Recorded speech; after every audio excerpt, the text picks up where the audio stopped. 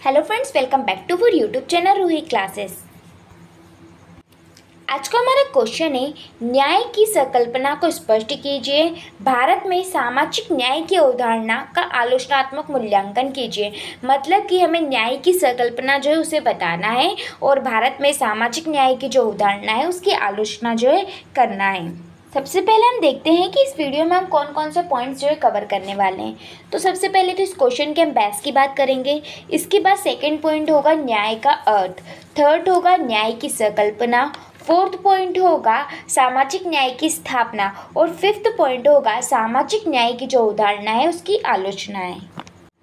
तो न्याय की संकल्पना एक प्राचीन और व्यापक विषय है जिसे समाज में अग्रणी धार्मिक, सामाजिक, नैतिक और कानूनी विचारधारा ने विकसित किया है। मतलब कि न्याय की संकल्पना जो है ये कैसा विषय है, बहुत ही प्राचीन और व्यापक, मतलब कि बड़ा विषय है। ओके, इसका विकास या फिर ये किस प्रकार से विकसित हुआ है, तो जो हमारे धार्मिक, सामाजिक और राजनीतिक मतलब नैतिक और जो भी कानून है उनके द्वारा जो है न्याय की संकल्पना जो है विकसित हुई है। ठीक है, सामाजिक न्याय और समानता हमारे संविधान के महत्वपूर्ण उद्देश्य और हमारा जो संविधान है भारतीय संविधान, इसमें सामाजिक न्याय और समानता जो है ये बहुत ही महत्वपूर्ण है। ठीक है, और सामाजिक न्याय की स्थापना का मतलब है कि सभी लोगों के साथ बिना किसी भेदभाव के कानून की नज़रों में समान व्यवहार किया जाना चाहिए। और सामाजिक न्याय किसको बढ़ावा देता है कि सभी लोग, जो भी लोग हैं उनके संग बिना किसी भेदभाव के कानून के समान जो है सामने समान व्यवहार जो है किया जाना चाहिए। प्रत्येक व्यक्ति और विभिन्न प्रावधानों के विकास के लिए एक निष्पक्ष वातावरण की स्थापना सुनिश्चित करना चाहिए। और क्या है कि जो भी है जितने भी प्रावधान है उनमें जो है सुनिश्चित न्याय या फिर इस निष्पक्ष वातावरण की जो है स्थापना करना है। ओके, तो ये था हमारा सामाजिक न्याय और समानता में हमारे संविधान का उद्देश्य क्या है कि सभी जो लोग हैं वो समान रहे कानून की नज़रों में और प्रत्येक व्यक्ति और विभिन्न प्रावधानों के विकास के लिए जो है एक निष्पक्ष वातावरण की जो है स्थापना सुनिश्चित करना चाहिए। ठीक है, अतः सामाजिक न्याय अवधारणा का अभिप्राय यह है कि नागरिकों के बीच सामाजिक स्थिति के आधार पर किसी प्रकार का भेद न माना जाए और प्रत्येक व्यक्ति को अन्य विकास के पूर्ण अवसर सुलभ हो। मतलब कि किसी भी व्यक्ति के साथ किसी भी आधार पर या सामाजिक परिस्थिति के अनुसार भेदभाव नहीं किया जाए, सभी व्यक्ति को जो है विकास के एक जैसे अवसर जो है सुलभ कराए जाए। तो ये है इसका बेस। अब हम बात करेंगे हमारे सेकंड पॉइंट की, जो कि है न्याय का अर्थ। न्याय का अर्थ क्या है, तो न्याय शब्द संस्कृत भाषा के नी से लिया गया है जिसका कि अर्थ होता है विचार करना या निर्णय करना। इसका अर्थ संबंधित समस्याओं के समाधान को सुनिश्चित करने और उचित फैसले देने से है। मतलब कि न्याय शब्द किससे लिया गया है, संस्कृत भाषा के नी से लिया गया है जिसका कि अर्थ होता है निर्णय करना। ओके, अब बात आती है हमारे थर्ड पॉइंट की, जिसका कि पॉइंट है न्याय की संकल्पना। तो न्याय की संकल्पना स्पष्ट करने के लिए हमें सामान्यतः तीन मुख्य पहलुओं को देखना होगा। मतलब हमें तीन पहलू जो है उन पर ध्यान देना पड़ेंगे। तीन पहलू कौन सा है, तो पहला है विधि व्यवस्था, दूसरा है न्यायिक न्याय, तीसरा है सामाजिक न्याय। हाँ, तो पढ़ते हैं हमारा फर्स्ट पॉइंट। लेकिन इससे पहले यदि आपने अभी तक हमारे चैनल को सब्सक्राइब नहीं किया है तो कर लीजिए ताकि आपको आगे भी ऐसी यूजफुल वीडियो मिलती रहे। ओके, तो हमारा फर्स्ट पॉइंट है विधि व्यवस्था। यह न्याय की प्राकृतिक रूपांतर है और संविधान द्वारा न्यायिक व्यवस्था का संरचना और संचालन संबंधित है। यह संविधान और कानूनों के माध्यम से समाज में न्याय की रक्षा करता है जिससे सभी व्यक्ति को समानता का अधिकार उपलब्ध होता है। मतलब कि देखो विधि व्यवस्था क्या है, तो विधि व्यवस्था का काम क्या होता है कि जो समाज है उसमें न्याय की रक्षा करना और सभी व्यक्तियों को जो है समानता का अधिकार प्रदान करना होता है। ओके, दूसरा है हमारा पॉइंट न्यायिक न्याय। न्यायिक न्याय अर्थात कोर्ट या न्यायिक प्रणाली समाज में न्याय को सुनिश्चित करता है।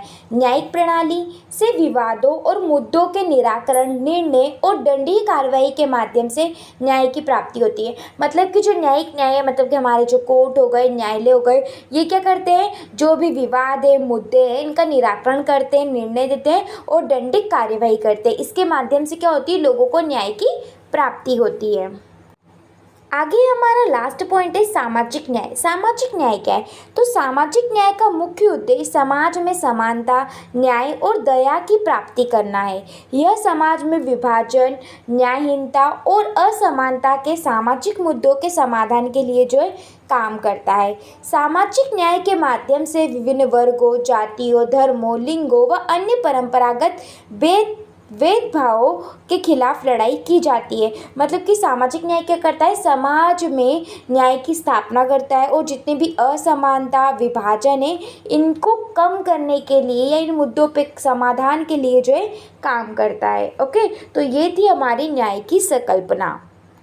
अब बात हम करेंगे हमारे फोर्थ पॉइंट की, जो कि है सामाजिक न्याय की स्थापना। तो सामाजिक न्याय की स्थापना के लिए हम कुछ पॉइंट्स देखेंगे, जिसमें पहला पॉइंट है आरक्षण की नीति, दूसरा है अनुसूचित जाति जनजाति अधिनियम, तीसरा है अल्पसंख्यकों के लिए प्रावधान और चौथा है महिलाओं के लिए कानून। हाँ, तो देखते हैं सामाजिक न्याय की स्थापना। इसमें फर्स्ट पॉइंट है आरक्षण की नीति। इस प्रावधान में कहा गया है कि समाज में कमजोर व पिछड़े वर्ग के लिए सीटें आरक्षित की जाए, ताकि उन्हें शिक्षा और सरकारी सेवाओं के समान अवसर और निष्पक्ष अवसर मिल सके, ताकि सभी को विकास के समान अवसर मिल सके। मतलब कि जो आरक्षण की नीति है, ये सामाजिक न्याय की स्थापना के लिए जो है एक प्रावधान किया गया है। और इस प्रावधान में क्या कहा गया है कि समाज में जितने भी कमज़ोर और पिछड़े वर्ग हैं, उनके लिए कुछ सीटें जो है आरक्षित की गई है, ताकि जो है उनके संग भी न्याय हो सके। ओके, आगे हमारा सेकंड पॉइंट है अनुसूचित जाति व जनजाति अधिनियम। इस प्रावधान में कहा गया है कि अनुसूचित जाति व जनजाति के लोगों के खिलाफ किए गए अन्याय और अत्याचार के किसी भी कार्य को रोका जाना चाहिए। मतलब कि अगर इनके खिलाफ कोई भी कार्य ऐसा किया जाए जो और अत्याचार किया जाए, तो उसको जो है रोका जाना चाहिए। ओके, आगे हमारा थर्ड पॉइंट, जो कि है अल्पसंख्यकों के लिए प्रावधान।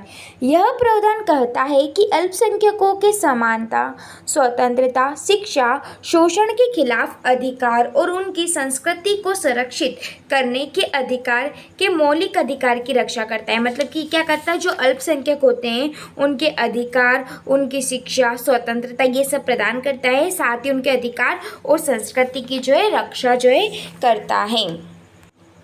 आगे हमारा लास्ट पॉइंट है फोर्थ, महिलाओं के लिए कानून।